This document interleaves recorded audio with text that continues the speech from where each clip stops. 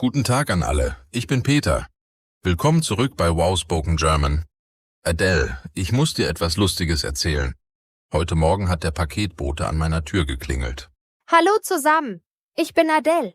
Oh Peter, das klingt normal. Was war denn lustig daran? Nun, er hat geklingelt, aber als ich die Tür geöffnet habe, war niemand da. Nur ein kleiner Zettel lag auf dem Boden. Ah, eine Benachrichtigungskarte. Das passiert oft in Deutschland. Was stand auf dem Zettel? Da stand, dass mein Paket zu groß für den Briefkasten war. Ich kann es bei der Packstation abholen, aber ich habe gar nichts bestellt. Das ist ja seltsam. Hast du die Sendungsnummer überprüft? Vielleicht ist das Paket für einen Nachbarn. Gute Idee. Ich habe auf den Zettel geschaut. Die Adresse war richtig, aber der Name war falsch. Es stand da Hersit Müller, aber ich heiße doch Schmidt. Oh nein, der Paketbote hat sich geirrt. Liebe Zuhörer, ist euch das auch schon mal passiert? Schreibt uns in die Kommentare. Was habt ihr gemacht? Ich war verwirrt. Was soll ich jetzt tun? Zur Packstation gehen und sagen, dass das Paket nicht für mich ist? Ja, genau. Oder du kannst auch bei der Post anrufen. Sie haben eine Hotline für solche Probleme. Hast du die Packstation in deiner Nähe? Ja, die Packstation ist gleich um die Ecke beim Supermarkt. Aber ich brauche doch einen Code, oder? Wie funktioniert das? Normalerweise bekommst du einen Code per SMS oder E-Mail. Aber in deinem Fall hast du wahrscheinlich keinen Code bekommen, weil das Paket nicht für dich ist. Richtig, ich habe keine SMS bekommen. Weißt du, ich glaube, Herr Müller wohnt im 3. Stock. Vielleicht sollte ich einfach zu ihm gehen. Das ist sehr nett von dir. So lösen gute Nachbarn solche Probleme. Aber zuerst, liebe Zuhörer, lasst uns über die wichtigsten Wörter sprechen. Peter, was bedeutet Packstation? Eine Packstation ist ein automatischer Paketautomat. Man kann dort Pakete abholen oder versenden, 24 Stunden am Tag. Sehr praktisch. Genau. Und was ist eine Benachrichtigungskarte? Das ist der kleine Zettel, den der Paketbote hinterlässt, wenn du nicht zu Hause bist. Darauf steht, wo du dein Paket abholen kannst. Perfekt. Und noch eine wichtige Frage für unsere Zuhörer.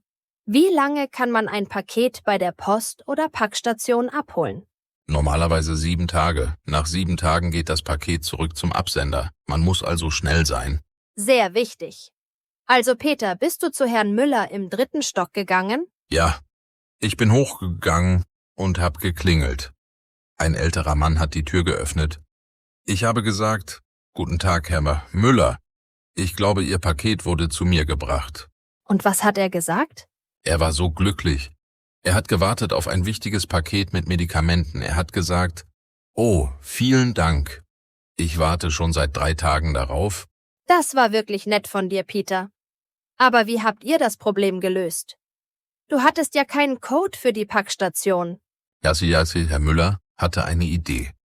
Er hat seine E-Mail auf dem Handy überprüft und tatsächlich, da war der Code.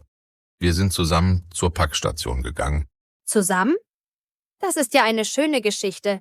Habt ihr euch unterhalten? Ja, Herr Müller ist sehr interessant.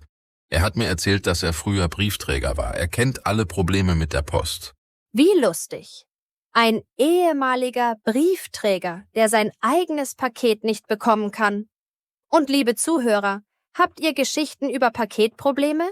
Erzählt uns davon. An der Packstation war es ganz einfach. Jawohl, Herr Müller hat seinen Code eingegeben und dann hat sich ein kleines Fach geöffnet. Sein Paket war darin. Gut, dass alles geklappt hat.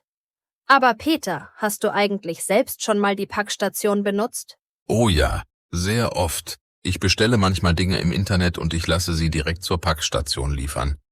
So muss ich nicht zu Hause warten. Das ist praktisch, besonders wenn man arbeitet. Wie registriert man sich für die Packstation? Man braucht ein Konto bei der Post, man kann sich online registrieren, es dauert nur ein paar Minuten, dann bekommt man eine Kundennummer. Und diese Kundennummer gibt man beim Online-Shopping an? Genau. Statt meiner Hausadresse gebe ich die Adresse der Packstation an plus meine Kundennummer. Dann kommt das Paket direkt dorthin. Super System. Aber was passiert, wenn das Fach zu klein für das Paket ist? Gute Frage. Dann bringt der Paketbote das Paket zur nächsten Postfiliale. Man bekommt wieder eine Benachrichtigung. Verstehe. Und in der Postfiliale muss man seinen Ausweis zeigen, richtig? Ja, immer. Man braucht den Personalausweis oder Reisepass und die Benachrichtigungskarte. Und ohne Ausweis bekommt man kein Paket. Wichtige Information für unsere Zuhörer. Also immer den Ausweis mitnehmen, wenn ihr ein Paket abholt. Absolut. Ich habe das einmal vergessen. Ich bin zur Post gegangen, aber ohne Ausweis. Die Mitarbeiterin konnte mir das Paket nicht geben. Ich musste erst nach Hause gehen und zurückkommen. Oh nein, das war bestimmt ärgerlich. Wie weit war dein Weg? 20 Minuten zu Fuß. Ich war nicht glücklich. Aber die Regel ist die Regel. Sie müssen sicher sein, dass das Paket an die richtige Person geht. Natürlich, das macht Sinn. Sicherheit ist wichtig. Liebe Zuhörer, habt ihr auch schon mal euren Ausweis vergessen? Wie war eure Erfahrung? Ja, schreibt uns. Aber zurück zu Herrn Müller. Nachdem er wieder sein Paket hatte, hat er mich zum Kaffee eingeladen und Wie nett. Seid ihr Freunde geworden? ich denke schon. Wir haben über 1 Stunde gesprochen. Er hat mir viele interessante Geschichten erzählt. Zum Beispiel über Pakete, die an die falsche Adresse gingen. Oh, das passiert bestimmt oft. Was war die lustigste Geschichte? Einmal hat jemand ein riesiges Paket bekommen. Es war für die Nachbarstraße mit demselben Hausnamen, aber einer anderen Hausnummer. Das Paket war ein Sofa. Ein ganzes Sofa. Das ist ja verrückt. Was hat die Person gemacht? Sie hat den Paketdienst angerufen. Die Mitarbeiter mussten zurückkommen und das Sofa zur richtigen Adresse bringen. Das hat den ganzen Tag gedauert. Unglaublich. Solche Fehler können passieren. Deshalb ist es wichtig, immer die Adresse genau zu überprüfen, wenn man etwas bestellt. Richtig, und auch die Sendungsverfolgung ist sehr wichtig. Habt ihr schon mal eure Pakete online verfolgt, liebe Zuhörer? Ja, erzählt uns davon. Die Sendungsverfolgung ist wirklich praktisch. Man kann sehen, wo das Paket gerade ist. Genau. Man bekommt eine Tracking-Nummer, wenn man etwas bestellt. Mit dieser Nummer kann man auf der Website sehen, ist das Paket schon unterwegs? Wo ist es gerade? Und manchmal bekommt man auch eine Nachricht, wann genau das Paket kommt, oder? Ja, manche Paketdienste sagen, ihr Paket kommt zwischen 10 und 12 Uhr. Das ist sehr hilfreich. Dann weiß man, wann man zu Hause sein muss. Das stimmt. Aber nicht alle Paketdienste machen das. Manchmal weiß man nur den Tag, aber nicht die genaue Uhrzeit. Das ist manchmal schwierig. Besonders wenn man arbeitet. Deshalb nutzen viele Leute die Packstation oder lassen Pakete zu den Nachbarn liefern. Zu den Nachbarn? Wie funktioniert das? Wenn du nicht zu Hause bist, kann der Paketbote das Paket bei deinem Nachbarn abgeben, dann bekommst du eine Nachricht, bei welchem Nachbarn dein Paket ist. Aber dafür muss man doch gute Nachbarn haben, oder? Auf jeden Fall. Ich habe Glück. Meine Nachbarin, Frau Weber, nimmt immer meine Pakete an. Sie ist sehr nett. Und ich nehme auch ihre Pakete an, wenn sie nicht da ist. Das ist ein gutes System. Gegenseitige Hilfe macht das Leben einfacher. Liebe Zuhörer, nehmt ihr auch Pakete für eure Nachbarn an? Ja, teilt eure Erfahrungen mit uns. Nachbarschaftshilfe ist wichtig in Deutschland. Es macht die Gemeinschaft stärker. Absolut. Und Peter, was macht man, wenn ein Paket beschädigt ankommt? Oh, das ist wichtig. Wenn die Verpackung beschädigt ist, sollte man das Paket nicht sofort annehmen. Man sollte den Schaden mit dem Paketboten zusammen dokumentieren. Was bedeutet dokumentieren? Man macht Fotos von der Beschädigung und der Paketbote schreibt auf, dass das Paket beschädigt war. Das ist wichtig für die Reklamation. Reklamation bedeutet, dass man sich beschwert und sein Geld zurück möchte, richtig? Genau, wenn das Produkt im Paket kaputt ist, kann man es zurückschicken. Der Verkäufer muss dann das Geld zurückgeben oder ein neues Produkt schicken. Wie macht man eine Reklamation? Normalerweise kontaktiert man den Online-Shop, wo man das Produkt gekauft hat. Man erklärt das Problem und schickt Fotos. Die meisten Shops sind sehr kooperativ. Und wer bezahlt den Rückversand? Ja, das kommt darauf an. Wenn das Produkt defekt ist oder beschädigt ankam, bezahlt normalerweise der Verkäufer. Man bekommt ein Rücksendeetikett per E-Mail. Ein Rücksendeetikett? Was ist das? Das ist ein spezieller Aufkleber mit der Adresse und einem Barcode. Man druckt es aus, klebt es auf das Paket und bringt es zur Post. Man muss nichts bezahlen. Sehr praktisch. Und wie lange hat man Zeit für eine Reklamation? In Deutschland hat man normalerweise 14 Tage Rückgaberecht beim Online-Shopping. Aber wenn etwas kaputt ist, hat man 2 Jahre Garantie. 2 Jahre? Das ist eine lange Zeit. Ja, das ist das Gesetz in Deutschland. Aber man muss beweisen können, dass das Produkt einen Fehler hatte, nicht, dass man es selbst kaputt gemacht hat.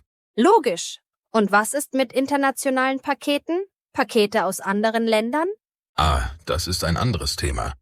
Pakete aus dem Ausland brauchen manchmal länger, besonders von außerhalb der Europäischen Union, Warum dauert das länger? weil die Pakete durch den Zoll müssen. Der Zoll überprüft, was im Paket ist, manchmal muss man auch Zollgebühren bezahlen. Zollgebühren? Was ist das? Das sind Steuern, die man bezahlen muss, wenn man etwas aus dem Ausland bestellt. Wie viel man bezahlt, hängt vom Wert der Ware ab. Das klingt kompliziert. Wie weiß man, ob man Zollgebühren bezahlen muss? Man bekommt normalerweise einen Brief vom Zoll. Darin steht, wie viel man bezahlen muss. Erst nach der Bezahlung wird das Paket zugestellt. Und wenn man nicht bezahlt? Dann geht das Paket zurück zum Absender. Deshalb ist es wichtig, auf Briefe vom Zoll zu achten. Guter Tipp. Liebe Zuhörer, habt ihr Erfahrungen mit internationalen Paketen? Schreibt uns. Ja, besonders interessant sind Geschichten über Pakete aus China oder den USA. Die dauern manchmal sehr lange. Das stimmt. Ich habe einmal etwas aus Japan bestellt. Es hat 6 Wochen gedauert. 6 Wochen. Was hast du bestellt? Ein spezielles Kochbuch. Es war nicht in Deutschland erhältlich, aber das Warten hat sich gelohnt. Verstehe. Manchmal muss man Geduld haben. Aber zurück zu Herrn Müller. Er hat mir noch etwas Interessantes erzählt. Was denn? Er hat gesagt, dass früher alles anders war. Als er Briefträger war, gab es viel weniger Pakete. Die meisten Leute haben in Geschäften eingekauft, nicht im Internet. Das stimmt. Online-Shopping ist noch relativ neu, vielleicht 20 oder 30 Jahre alt. Genau. Herr Müller sagt, dass heute viel mehr Pakete transportiert werden, manchmal 3 oder 4 Pakete pro Person pro Woche. So viele? Das ist ja unglaublich. Was bestellen die Leute so oft? Alles Mögliche. Kleidung, Elektronik, Bücher, Essen, sogar Möbel. Man kann fast alles online kaufen heute. Das ist wahr. Und die Paketboten haben sehr viel Arbeit. Sie arbeiten sehr hart. Absolut. Herr Müller sagt, dass der Job heute viel stressiger ist als früher. Die Paketboten müssen sehr schnell sein und viele Pakete am Tag zustellen. Deshalb sollten wir immer freundlich zu den Paketboten sein. Sie machen einen wichtigen Job. Genau. Ein einfaches Danke oder ein Lächeln macht viel aus. Die Paketboten arbeiten bei jedem Wetter, bei Regen, Schnee, großer Hitze.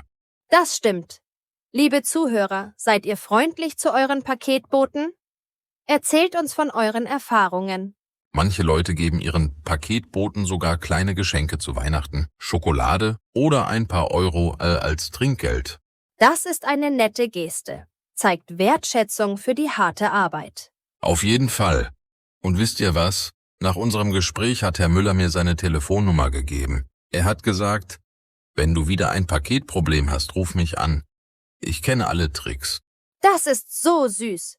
Du hast einen neuen Freund gefunden, nur wegen eines falsch zugestellten Pakets.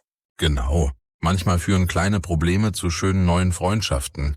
Das Leben ist lustig manchmal. Das ist eine schöne Lektion. Und für unsere Zuhörer ist es auch eine Lektion.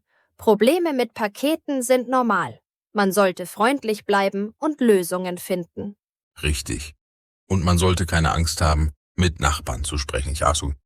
Die meisten Menschen sind nett und hilfsbereit. Absolut. Und jetzt, liebe Zuhörer, lasst uns die wichtigsten Wörter und Ausdrücke wiederholen.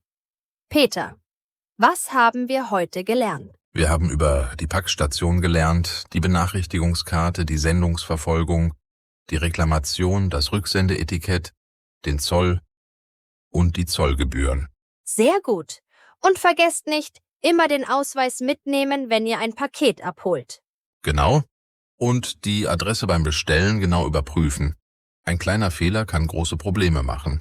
Aber Probleme können auch zu schönen Geschichten führen, wie Peters Geschichte heute. Das stimmt. Und liebe Zuhörer, jetzt seid ihr dran. Habt ihr lustige oder interessante Geschichten über Pakete? Schreibt sie jetzt in die Kommentare. Ja, wir wollen eure Geschichten hören. Habt ihr schon mal ein falsches Paket bekommen? Oder habt ihr etwas Verrücktes bestellt? Und wie sind eure Erfahrungen mit Paketboten? Sind sie freundlich in eurer Stadt? Vergesst nicht, unseren Kanal Wow Spoken German zu abonnieren, wenn ihr mehr Deutsch lernen möchtet. Und aktiviert die Glocke, damit ihr keine neuen Videos verpasst. Wir machen jede Woche neue Episoden über verschiedene Themen. Übt eure deutschen Sprechfähigkeiten, indem ihr laut mit uns sprecht. Wiederholt die Sätze, die ihr gehört habt. Genau. Lernen durch Zuhören und Sprechen ist die beste Methode. Habt keine Angst, Fehler zu machen. Fehler sind normal beim Lernen. Wichtig ist, dass ihr es versucht und weitermacht. Absolut. Und wenn ihr Fragen habt, schreibt sie in die Kommentare. Wir versuchen, alle Fragen zu beantworten. Ja, eure Fragen helfen uns auch, bessere Videos für euch zu machen. Wir wollen wissen, was ihr lernen möchtet. Vielen Dank, dass ihr heute zugehört habt. Es war eine lustige Geschichte, oder? Auf jeden Fall. Und denkt daran, manchmal sind die besten Geschichten die zufällig passieren. Wie meine Begegnung mit Herrn Müller. Wer hätte gedacht, dass dass ein falsches Paket zu einer neuen Freundschaft führt? Das Leben ist voller Überraschungen. Und jetzt, liebe Zuhörer, wünschen wir euch einen schönen Tag. Oder einen schönen Abend, je nachdem, wann ihr dieses Video schaut. Passt auf eure Pakete auf. Und seid nett zu euren Nachbarn. Man weiß nie, wann man ihre Hilfe braucht. Bis zum nächsten Mal bei Wow Spoken German. Tschüss und viel Erfolg beim Deutschlernen. Tschüss. Wir freuen uns darauf, von euch in den Kommentaren zu hören. Macht es gut.